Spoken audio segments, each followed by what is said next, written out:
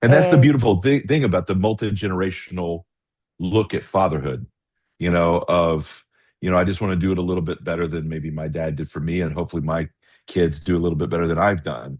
But it's like, how do I give them something that I've never really seen, myself? And so I just think that Bart's story really speaks to dads in particular.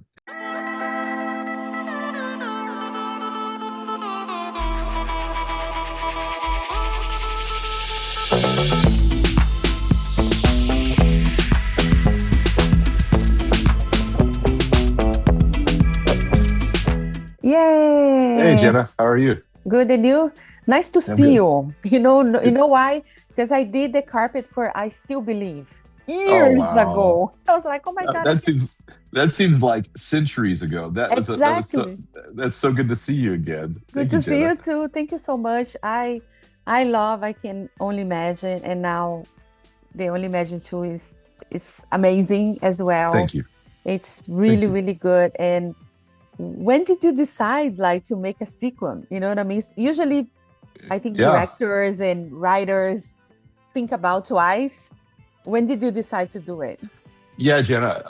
I was really resistant to it. I think the fact that we waited this long to do it was just because I was very skeptical on going back and doing a sequel, because I didn't know I needed one. And I didn't know if the audience needed one. But the original producer was a lady named Cindy Bond.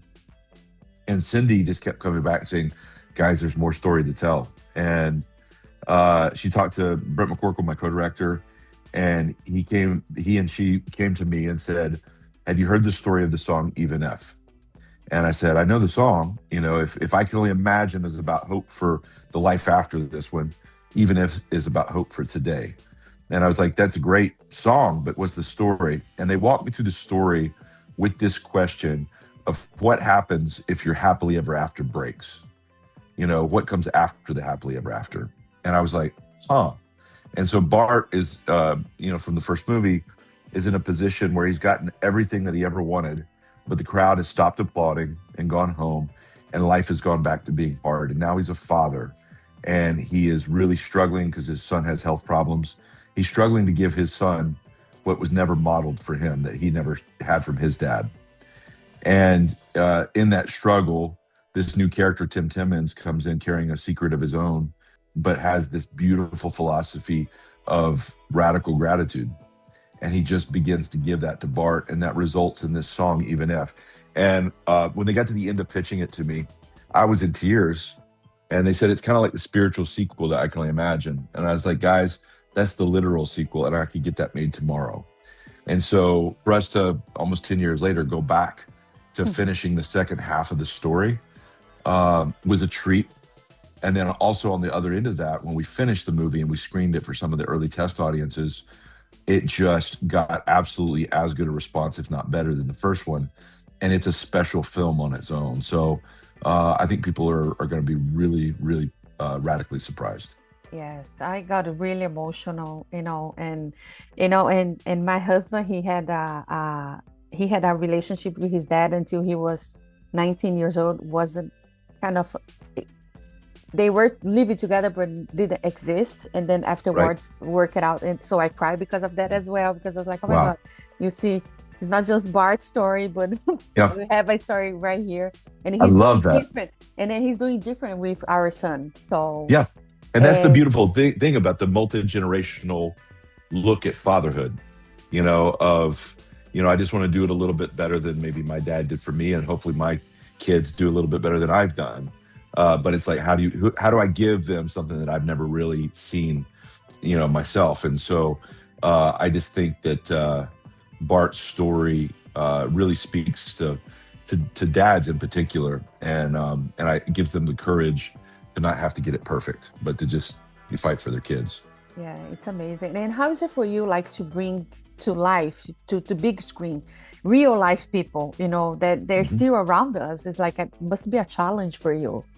Yeah, it's a challenge. It's become kind of our, um, I don't know, it's become kind of our staple.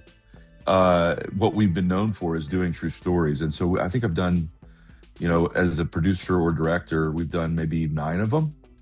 And the beautiful thing about it is, especially with the stories that we tell of faith, it's a place for it to feel very real life and not preachy and not forceful or invented, because it's somebody's experience.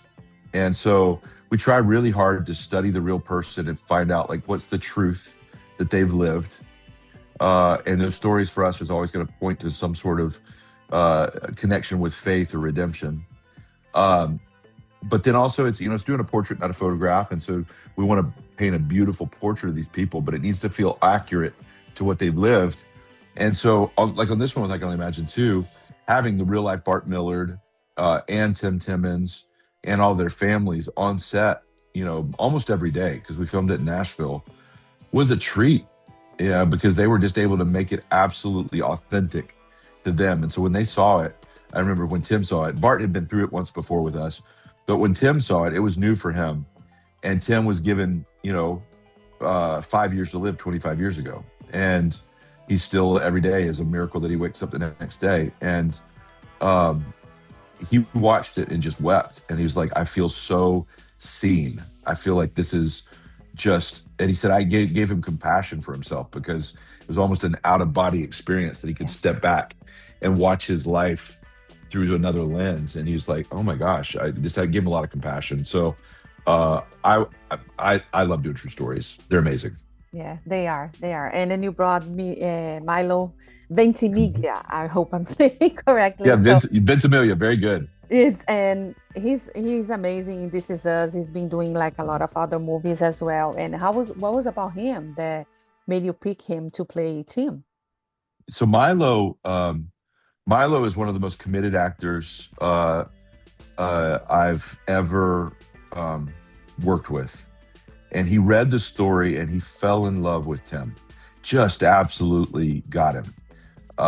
And he committed to the point of shaving his hair and growing the beard out and learning guitar and all these different things that was very difficult for the role. But one of the things that really took it over the top is Milo lost his home in the Palisades fires last year. And so lost 2 homes, actually. It was his home and the home that they were remodeling for his in-laws, lost both of them. And he was actually on a Zoom talking to Tim when he saw the flames in the distance and had to get off the Zoom. And when he lost his homes, we called him and we said, Milo, this is just going to hit too close to where you're at. If you want to just push this, or even if you need to drop out, it's okay. And he said, I've talked about it with my wife, and I think it's really important for me to process this on camera. And so he stayed with it and committed, doubled down. And, his character in this is obsessed with this singer, Horatio Spafford, songwriter, Horatio Spafford, that wrote the classic hymn over 150 years ago, It Is Well With My Soul, but lost everything in the Great Chicago fires. And he tells the story in the movie, and there was not a dry eye on set, because it wasn't something that was just him acting. He was living it. And I've never seen such integrity from an actor. And you'll see it when you see it for yourself in the theaters. Yeah, I just got goosebumps here. Just for you telling. No, but this is not just him. It's like the whole cast. We see on screen that they're our commit. You know what I mean? Yeah. And for us to wrap it up, what do you want to people? What do you hope people learn or take out from the movie? Yeah, I think, Jana, I think what we hope people take from this movie is just the beautiful gift of gratitude.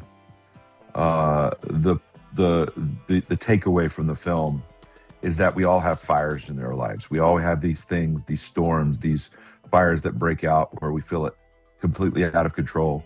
We feel helpless. And the thought of this movie is that you're not alone, that God is in the fire with you, and it's beautiful.